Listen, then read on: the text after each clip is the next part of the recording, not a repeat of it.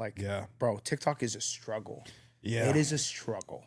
Yeah. And so, it's funny you mentioned that, Yeah. because that guy that I had on, the one that his business now is like content coaching, like helping people with social media and stuff like that. He has 16 million followers on TikTok, and he was telling me that he's like, TikTok is like the worst gauge for your content. I'll give you just to tie it in. That clip that I did for the 9 million on the air fryer thing, it did 9 million there. I was like, oh shoot, this is about to hit at least like 100,000 on IG. Barely got 5,000 views. So he was even like, the reality is like TikTok is so unpredictable. Yeah. So it's like you can't even take offense to it. You know what I mean? And even his numbers, like he has 16 million on TikTok. He has 2 million on Instagram. It's like, how can you have that big of a disparity? You know what I'm saying? Bro. So like I've like learned not to like take it personal with TikTok. It's just like, it's just another platform to post on in my mind. Well, my thing is like, you watch all these clips, like they're like, hey man, the game has changed on TikTok. Now if you put on stories, like you'll get more views. And I'm like, yo, what? How much of this is like BS? How much of it is true? How much is valid? Like, what should I be doing? Right? And so it's like, okay, we're doing trial by error. Yeah. But like, I've always been a guy who's like, so my job, my inherent job is a financial analyst. Yeah. And like an insurance agent. Like those are my two traits. Right. And so when I want to know something or when I want to learn something, I go to someone who has already done it. I'm like, okay, what value does this person have? Smart. So I can like mimic it. Yeah. And it just like, anytime I go to someone who's like talking about TikTok or Instagram, and I'm like, all of you guys are saying this is the formula, but like, it's not. Yeah. It's not. It's trial by error. Yeah. And so I'm like, all right, well, can I get like some kind of direction? Yeah. So that way I can like start posting in a certain format or doing it in a certain way. That's the struggle, because all these people that I've noticed that are like content coaches and all this stuff, I'm like, there is no, again, this is also my experience too. Like there is no hard formula. It's like either it happens or it doesn't. And you kind of have to just stumble upon it yourself. You can use it as a baseline, like a structure or a framework. But the reality is it doesn't mean like A plus B is going to equal C in this equation. It's going to be like J times Y over M is going to be like what works for you that one time. You know what I mean? So it's just random. And I think that's why I say the consistency, in my opinion, is because the longer and the more time you put into it, eventually something's going to stick. Because the reality is you're probably researching things. You're probably looking into strategies. You're probably looking into different content, how to present it, whatnot. All that effort, in my opinion, just like anything in life, the more time you spend on something, you're gonna stumble upon something eventually. You know what I mean? It just depends on how consistent you're going to be with it and how much time and energy you're going to put into it. I wonder, like, okay, so one of the first things on Instagram is like, hey, look at the times that you post. And there's like a feature in the back end that says like, hey, these are where your viewers are looking at the most. So I'm like, all right, cool. Yeah. David, we're posting Tuesday, Thursday, Friday, Sunday, right? Like 4 times a week. Right. Yeah. 3 times a week. Yeah. Tuesday, Friday, Sunday. Sorry. Okay.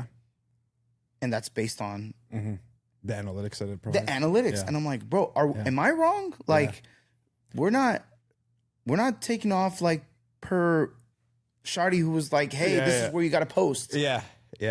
See, and I've saw the same thing, and I've it's funny because when I first started, that was like the game plan was like, all right, my viewers based on my followers are most active on Mondays and Wednesdays and Fridays from 6 or 3 sometimes or 12 or whatever.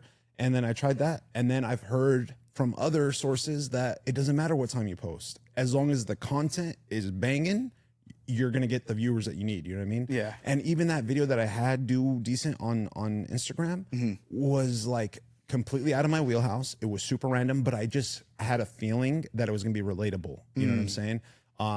And it did well. And the ones that I did close to that same type of strategy, they performed decent. You know what I mean? So it's tough, man, because it's like, you want to stay true to yourself and you want to tell the story or you want to present, but the world is a fickle thing, you know, and they have their interests. And it's like, if you can't captivate that or draw it in, it's tough.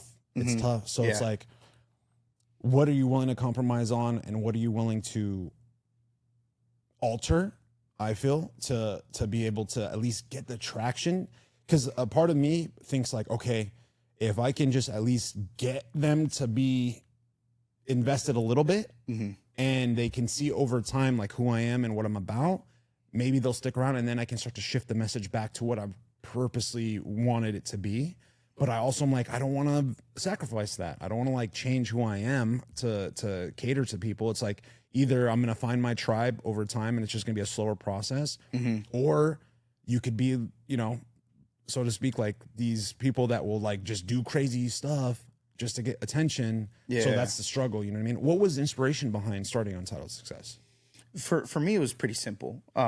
Like we have all these podcasts that have these people that are like big time. Yeah. Right. And so like they'll have, you know, The Rock, they'll have, you know, all of these celebrities, these gurus and all this jazz. Yeah.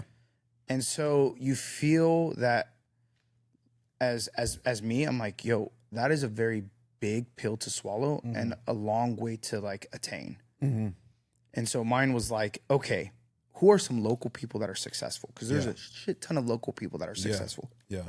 Especially in Orange County. Yeah.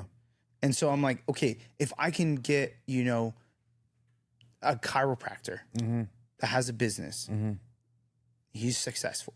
Or these kids on the block who are doing like a shoe and sneaker and lifestyle, right? A dude who's doing like leather goods. It's not that far now. It's not that large of a distance that you're like, okay, if I start my business, maybe I can be successful. Yeah. And so that's why I called it Untitled Success. Yeah, I love that.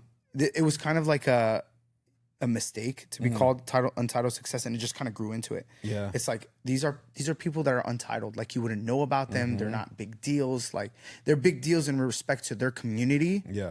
But they are not going to be caught on like Channel 7 News and stuff like that. Right. So this person now who lives, you know, in Pasadena, who lives in, you know, Garden Grove or Orange, it's not that far from you. Right. So that was like my inspiration.